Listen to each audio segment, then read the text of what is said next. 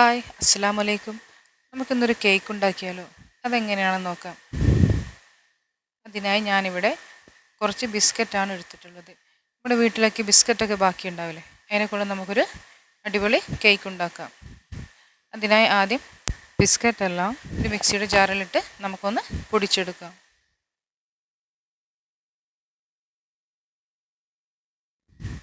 ഇതെല്ലാം ഒന്ന് പൊടിച്ചിട്ടുണ്ട്. ഇനി ഇതിലേക്ക് ഒരു 2 ടേബിൾ സ്പൂൺ ഷുഗർ ആഡ് ചെയ്യാം. ബിസ്ക്കറ്റിൽ മധുരം ഉള്ളതുകൊണ്ടാണ് കുറച്ച് ഷുഗർ ആഡ് ചെയ്തത്. ഇനി ഇത് നമുക്കൊന്നും കൂടി പൊടിച്ചെടുക്കാം. ഇത് പൊടിഞ്ഞു വന്നിട്ടുണ്ട്. ഇനി നമുക്കിതൊരു പാത്രത്തിലേക്ക് മാറ്റാം.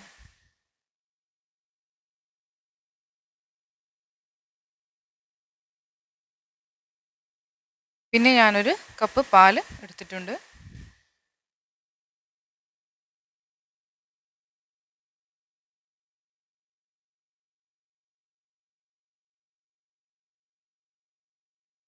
പിന്നെ ഇതിലേക്ക് ഒരു 1/4 ടീസ്പൂൺ ബേക്കിംഗ് പൗഡറും അതേപോലെ 1 ടേബിൾ സ്പൂൺ കൊക്കോ പൗഡറും കൂടി ചേർത്ത് കൊടുത്തിട്ടുണ്ട്. ഇനി നമുക്കിതൊന്ന് നല്ലോണം ഒന്ന് മിക്സ് ചെയ്യാം.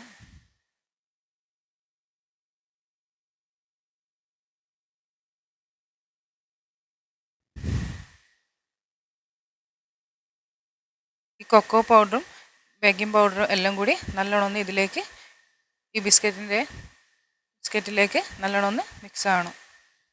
ഇനി ഇതിലേക്ക് കുറച്ച് പാലൊഴിച്ച് നമുക്കിതൊന്ന് മിക്സ് ചെയ്യാം. പാല് ഫുള്ളായിട്ട് ഒഴിക്കാൻ പാടില്ല, കുറച്ചായിട്ട് വേണം ഒഴിച്ചു കൊടുക്കാൻ. ഇവിടെ ഞാനിപ്പോൾ ഒരു 3/4 കപ്പ് പാല് ഞാൻ ഒഴിച്ചു കൊടുത്തിട്ടുണ്ട്.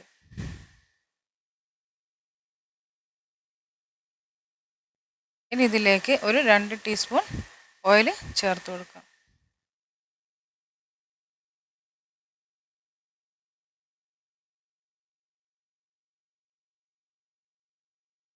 ഇനി ഇത് ഒന്നുകൂടി നല്ലോണം ഒന്ന് മിക്സ് ചെയ്യുക. അപ്പോൾ കേക്കിൻ്റെ ബാറ്റർ റെഡി ആയിട്ടുണ്ട്. ഇനി നമുക്കിതൊരു കേക്കിൻ്റെ ടിന്നിലേക്ക് മാറ്റി കൊടുക്കാം. അതിനായി ടിന്നിലേക്ക് കുറച്ച് എണ്ണ തടവി കൊടുക്കുക. ഇനി ഈ ബാറ്റർ ഇതിലേക്ക് ഒഴിച്ചു കൊടുക്കാം.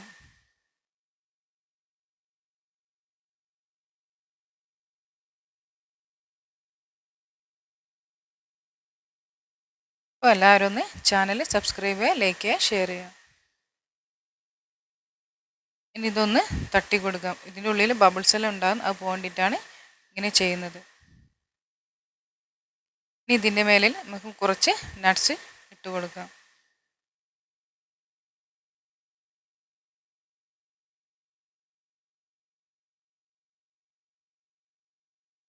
അതേപോലെ ഇതിൽ മൈദ, മുട്ട അതൊന്നും ചേർത്തിട്ടില്ല, വെറും ബിസ്ക്കറ്റ് മാത്രമാണ് ചേർത്തത്. ഇനി നമുക്കിതൊന്ന് എയർ ഫ്രൈയിൽ വെച്ചിട്ട് വേവിച്ചെടുക്കാം. ഞാനിതൊരു 140 ഡിഗ്രിയിൽ ഒരു 15 മിനിറ്റ് വേവിച്ചെടുത്തതാണ്. ഇപ്പോൾ കേക്ക് റെഡി ആയിട്ടുണ്ട്. അതേപോലെ വെറുതെ ബിസ്ക്കറ്റൊക്കെ കളയുന്ന പകരം ഇങ്ങനെ കേക്ക് ഉണ്ടാക്കി കുട്ടികൾക്ക് കൊടുത്താൽ നല്ലതാണ്. അപ്പം എല്ലാവരും ഇതൊന്ന് ട്രൈ ചെയ്ത് നോക്കുക. Thank you.